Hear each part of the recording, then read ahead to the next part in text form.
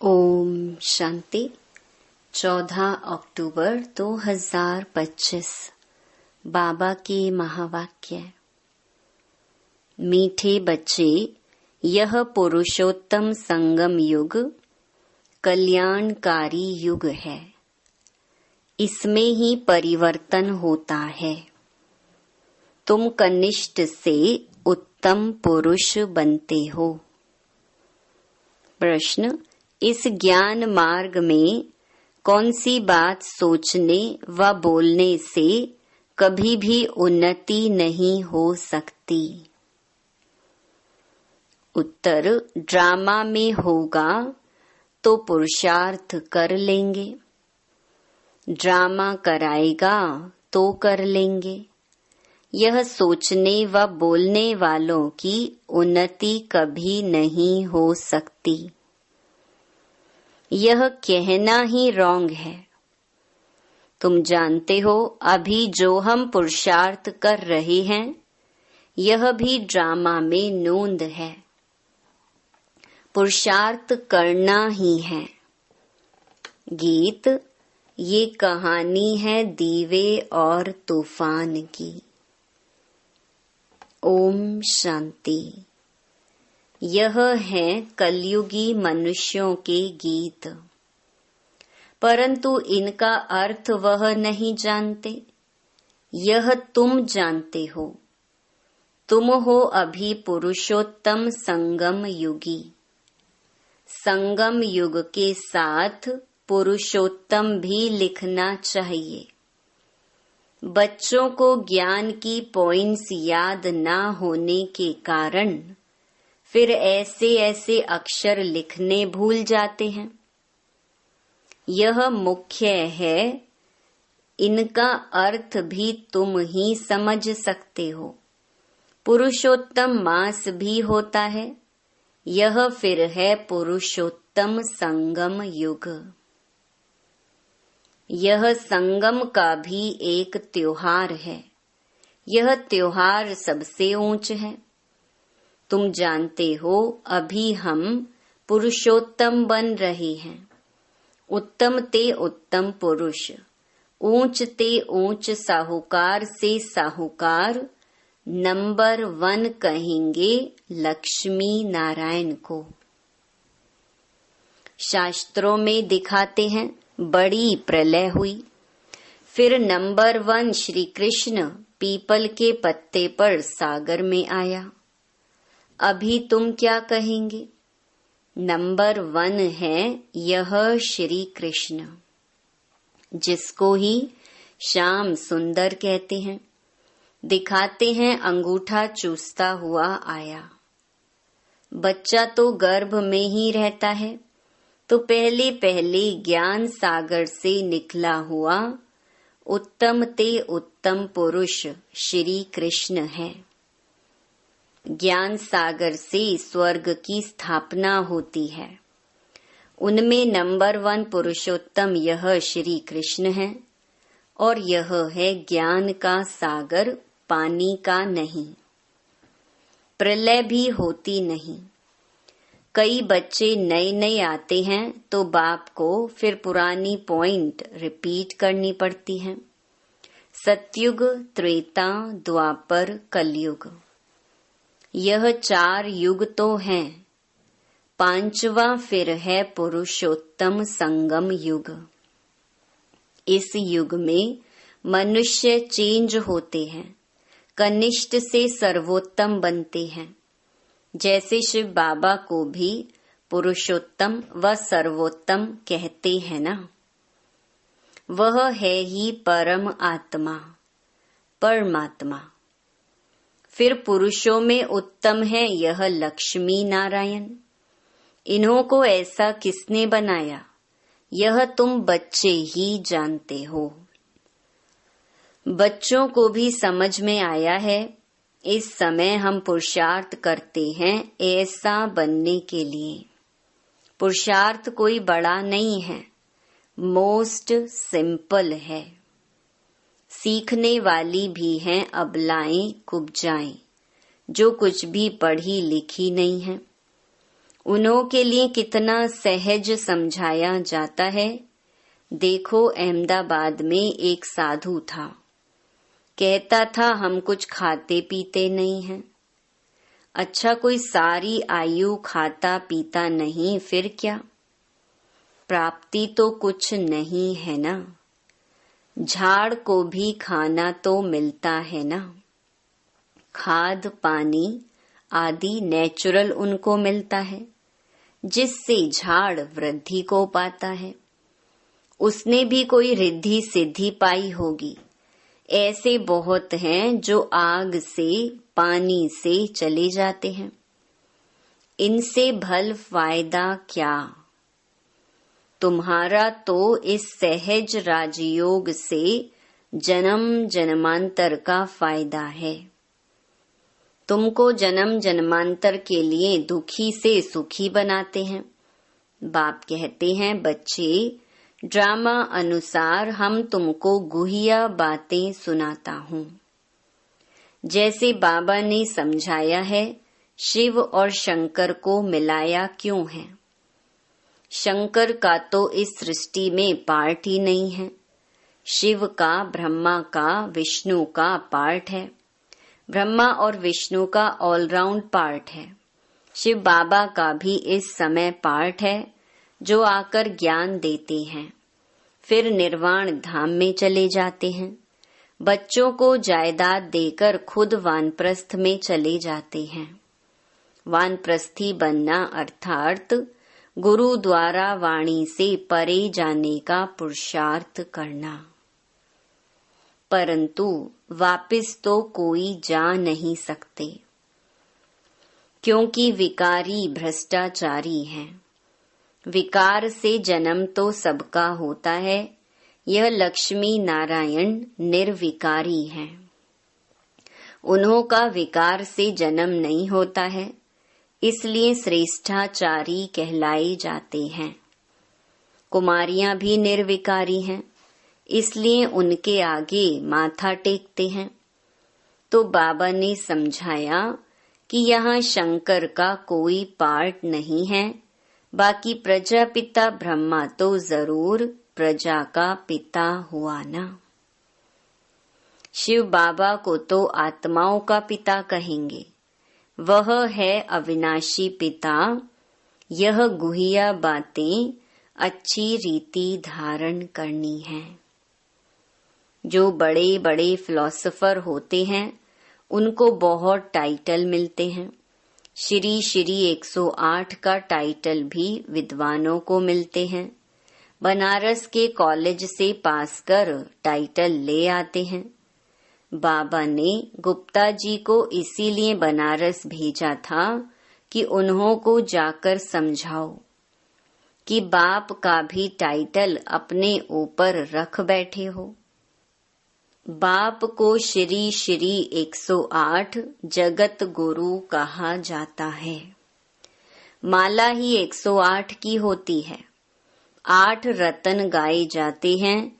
वह पास with honour होते हैं, इसीलिए उनको जपते हैं।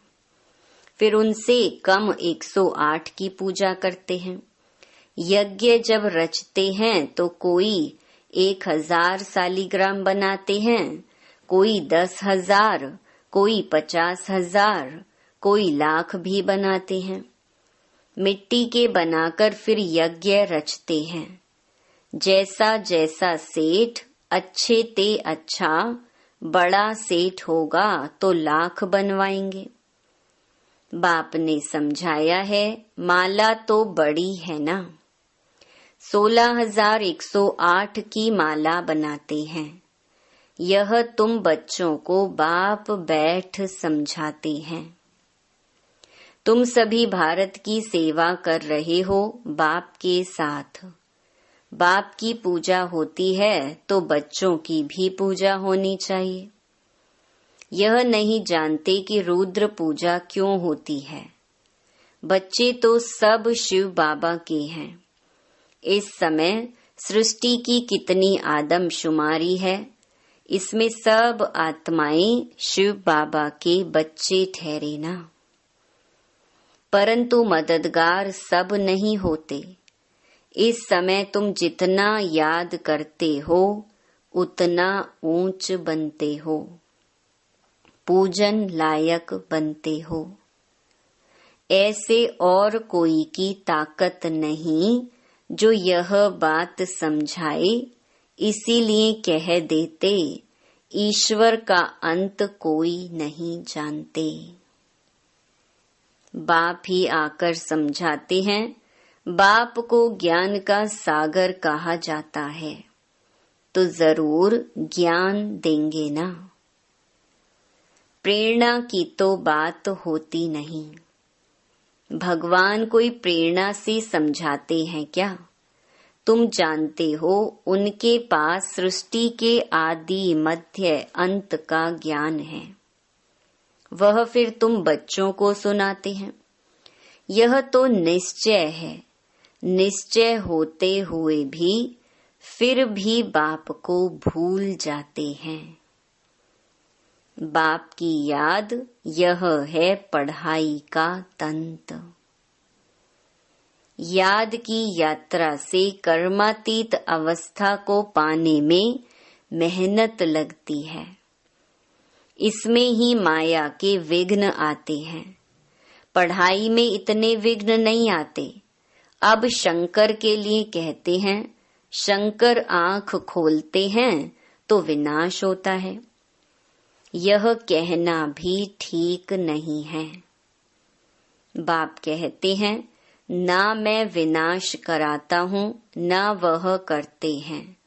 यह रॉन्ग है। देवताएं थोड़े ही पाप करेंगे। अब शिव बाबा बैठ यह बातें समझाते हैं। आत्मा का यह शरीर है रथ। हरेक आत्मा की अपने रथ पर सवारी है। बाप कहते हैं, मैं इनका लोन लेता हूँ, इसीलिए मेरा दिव्य अलौकिक जन्म कहा जाता है। अभी तुम्हारी बुद्धि में 84 का चक्कर है। जानते हो अभी हम घर जाते हैं, फिर स्वर्ग में आएंगे। बाबा बहुत सहज करके समझाते हैं। इसमें हार्ट फेल नहीं होना है। कहते हैं, बाबा हम पढ़े लिखे नहीं हैं, मुख से कुछ निकलता नहीं। परंतु ऐसा तो होता नहीं। मुख तो जरूर चलता ही है। खाना खाते हो, मुख चलता है ना।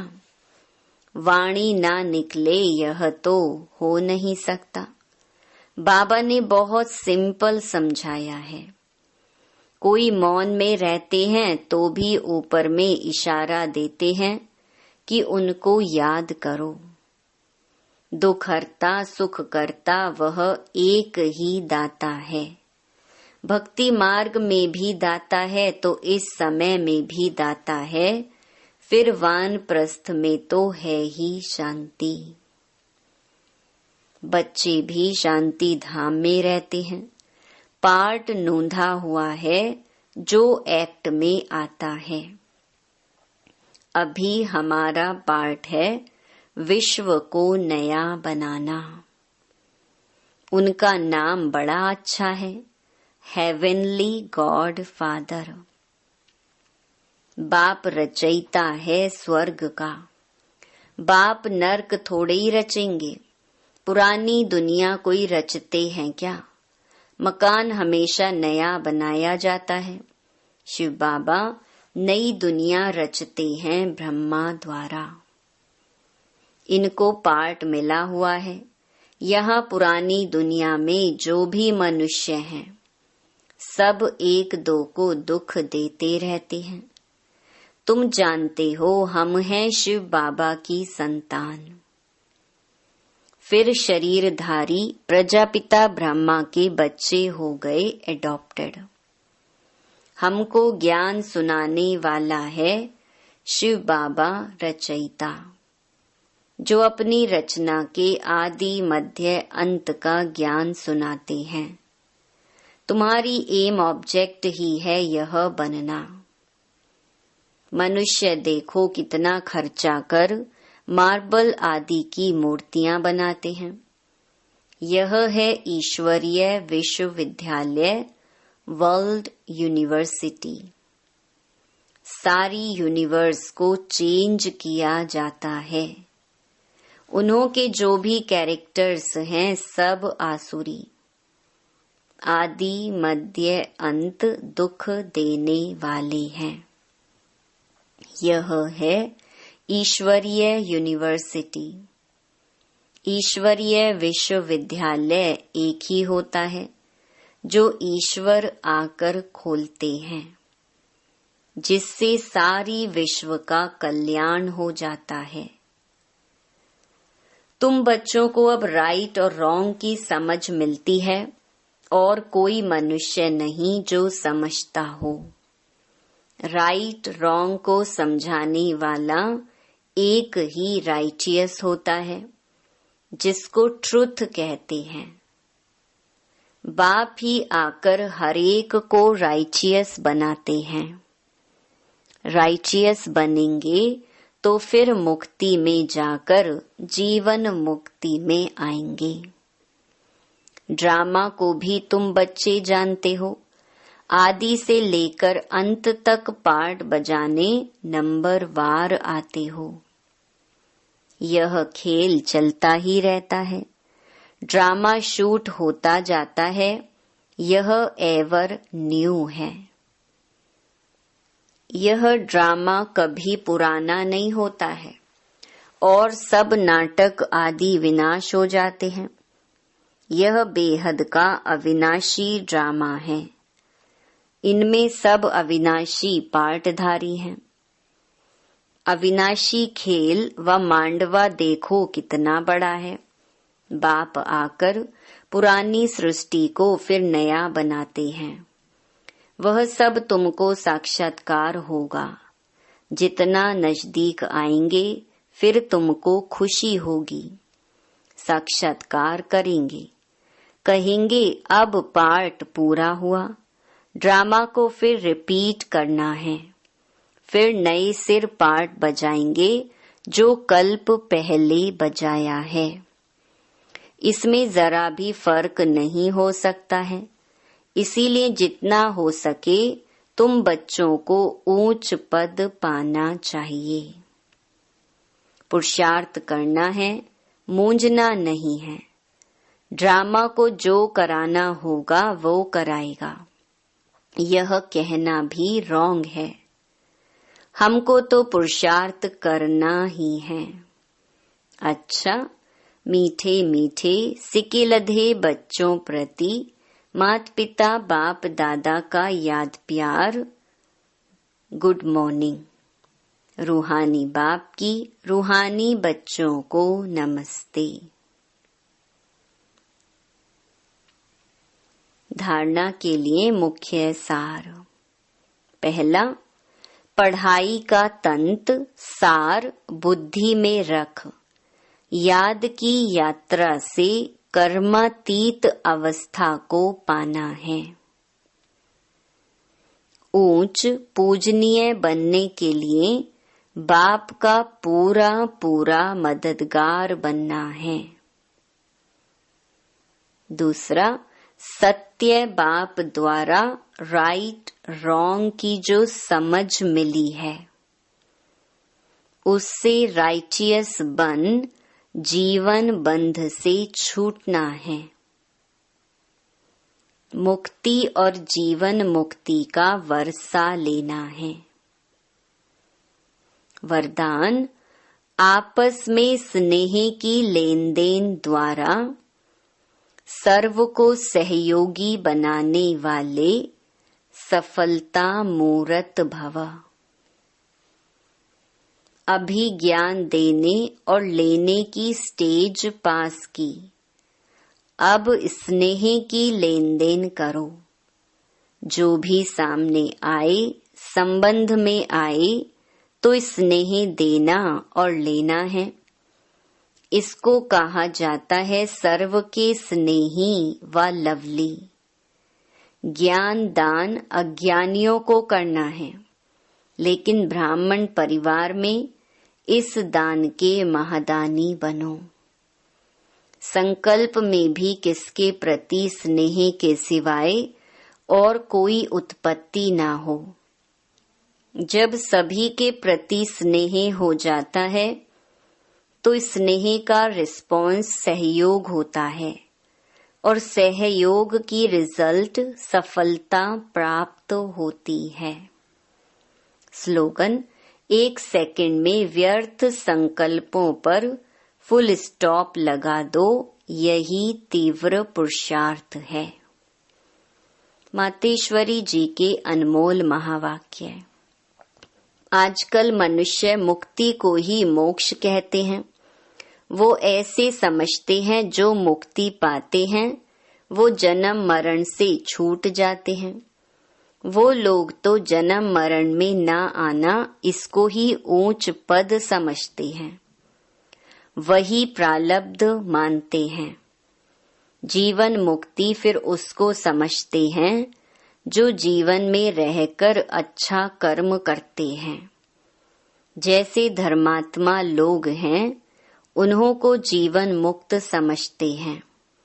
बाकी कर्म बंधन से मुक्त हो जाना वो तो कोटों में से कोई विरला ही समझते हैं। अब यह है उन्हों की अपनी मत, लेकिन हम तो परमात्मा द्वारा जान चुके हैं कि जब तक मनुष्य पहले विकारी कर्म बंधन से मुक्त नहीं हुआ है तब तक आदि मध्य अंत दुख से छूट नहीं सकेंगे। तो इससे छूटना यह भी एक स्टेज है। तो भी पहले जब ईश्वरीय नॉलेज को धारण करें तब ही उस स्टेज पर पहुंच सके, और उस स्टेज पर पहुंचाने वाला स्वयं परमात्मा चाहिए, क्योंकि मुक्ति जीवन मुक्ति देते वह हैं। वो भी एक ही समय आए सबको मुक्ति जीवन मुक्ति दे देते हैं। बाकी परमात्मा कोई अनेक बार नहीं आते, और न ही ऐसा समझो कि परमात्मा ही सब अवतार धारण करते हैं। ओम शांति। अव्यक्त इशारे। स्वयं और सर्व के प्रति मनसा द्वारा योग की शक्तियों का प्रयोग करो। मनसा सेवा बेहद की सेवा है। जितना आप मनसा से वाणी से स्वयं सैंपल बनेंगे तो सैंपल को देखकर स्वतः ही आकर्षित होंगे। सिर्फ दृढ़ संकल्प रखो तो सहज सेवा होती रहेगी। अगर वाणी के लिए समय नहीं है तो वृत्ति से मनसा सेवा से परिवर्तन करने का समय तो है ना। अब सेवा के सिवाय समय गंवाना नहीं है। निरंतर योगी निरंतर सेवाधारी बनो। यदि मनसा सेवा करना नहीं आता तो अपने संपर्क से अपनी चलन से भी सेवा कर सकते हो। अच्छा, ओम शांति।